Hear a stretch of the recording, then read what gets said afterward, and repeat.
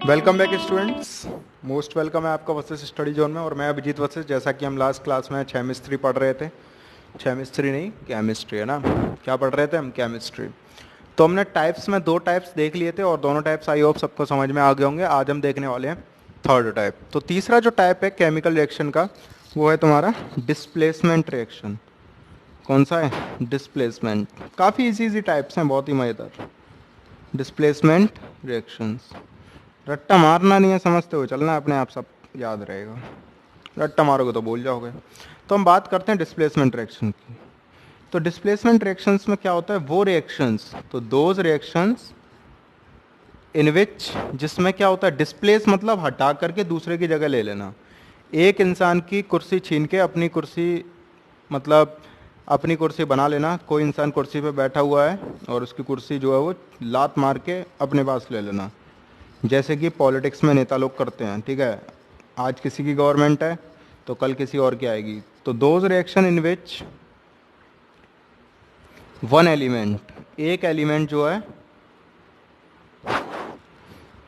One element takes place of another element in a compound, किसी compound के अंदर। अब ये समझ में आएगा तुम्हें किससे? एक बहुत ही प्यारे से एग्जाम्पल से, बहुत ही प्यारे से example are known as displacement reaction. Short में लिख दिया, ठीक है। तो पहला एग्जाम्पल समझाता हूँ, देखो डिस्प्लेसमेंट का। ये है तुम्हारा CuSO4, इसको बोलते हैं हम कॉपर सल्फेट। क्या बोलते हैं भाई? Copper sulphate. प्लस ये साथ में है तुम्हारे जिंक। अब जब रिएक्शन होगी तो क्या होगा? देखो, ये जो कॉपर है ये यहाँ से कॉपर की जगह हट जाएगा, ये कॉपर की जो था यहाँ से हट जाएगा और यहाँ कौन आ जाएगा? जिंक। कौन पहुँच जाएगा यहाँ पर? जिंक। तो ये बन जाएगा, जिंक पहुँच जाएगा तो ZnSO4 प्लस Cu को अलग, ठीक है, बेदखल कर दिया इसको अपने घर और जायदाद से, और जिंक ने इसकी जायदाद हड़प ली। तो ये बन गया भाई जिंक सल्फेट, और इसका सरनेम भी ले लिया। देखो, मतलब ठीक है, तुमने जायदाद से बेदखल किया वो तो ठीक है, लेकिन साथ ही साथ इस गरीब का क्या भी ले लिया आप? सरनेम। तो इस गरीब के पास अब कुछ नहीं होता, ये अकेले हैं कॉपर बाबू। एक और एग्जाम्पल लोगे? चलो एक और ले लो, ऐसी बात है तो। एक एग्जाम्पल कुछ अच्छा सा ले लेते हैं, जैसे कि मैं ले लेता हूँ आयरन का ही ले लेता हूँ, ठीक है। आयरन है, साथ में HCl है। आयरन Fe को हम क्या बोलते हैं भाई? आयरन। और HCl को हम क्या बोलते हैं? हाइड्रोक्लोरिक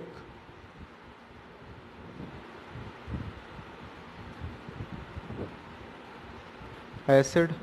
इसकी रिएक्शन जब हम कराते हैं तो देखो भाई, अकेले तो कुछ कर नहीं सकते हैं, ये अकेला ही आएगा और अकेला सबको, सब पे भारी पड़ेगा। यहाँ से कौन हटेगा? H हटेगा। कौन हटेगा? H। और Fe के साथ क्या आ जाएगा? Cl plus H। अब तुम जानते हो कि H अकेला तो होता नहीं है, हाइड्रोजन निकलती है। क्या निकलती है भाई? हाइड्रोजन। और Fe अगर तुमने 9th क्लास में पढ़ाई की हो, पर्चियाँ नहीं बनाई हो, थोड़ा सा ध्यान से पढ़ा हो, और अगर नहीं पढ़ा हो तो एक बार अपनी 9th क्लास की बुक उठाना और फॉर्मूला बनाना सीखना। तो ये बनेगा क्या? FeCl2। क्या बनेगा? FeCl2। बात समझ में आ गई? तो ये बन गया क्या? Iron chloride. क्या बन गया? आयरन क्लोराइड, ठीक है। यहाँ लिख लेते हैं हम आयरन क्लोराइड, और ये हाइड्रोजन गैस इसमें से निकल गई। एक और बहुत प्यारा सा एग्जाम्पल देख लेते हैं, थर्ड एग्जाम्पल। जैसे कि अगर हम बात करें क्लोरीन प्लस Ki, यानी कि पोटेशियम आयोडाइड होता है। ये क्या होता है? Potassium iodide.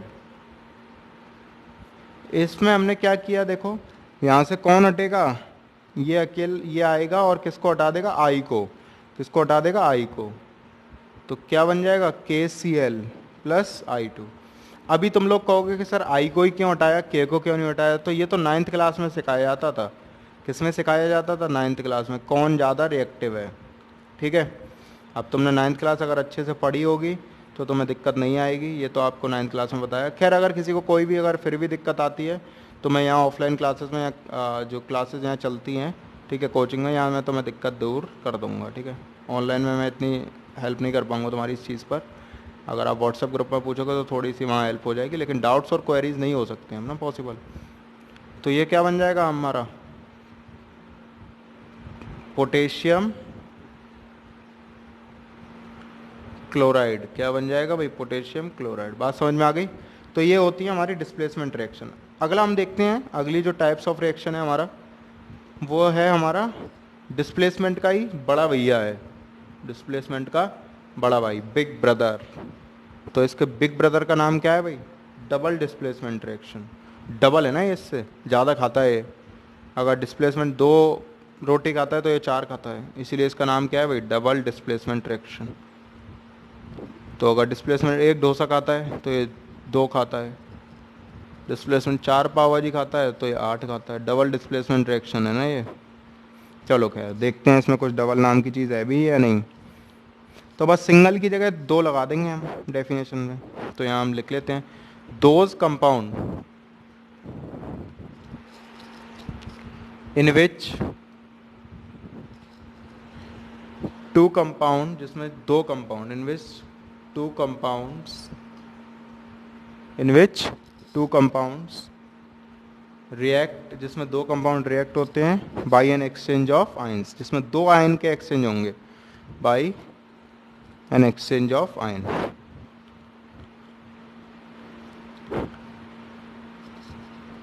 या ऐसे भी बोल सकते हो, जिसमें एक या फिर एक से ज़्यादा कंपाउंड एक दूसरे को क्या करते हैं भाई, डिस्प्लेस कर दें। क्या कर दें, डिस्प्लेस। बात समझ में आ गई, ठीक है। तो those compound in which 2 compounds react by an exchange of ion to form, by an exchange of ion to form 2 new compounds, to form 2 new compounds, to form the 2 new compounds। बात समझ में आ गई, ठीक है। आगे देखते हैं, example से समझते हैं। एग्जाम्पल से बहुत मज़ेदार समझ में आ जाता है तुम लोगों को भी, है ना।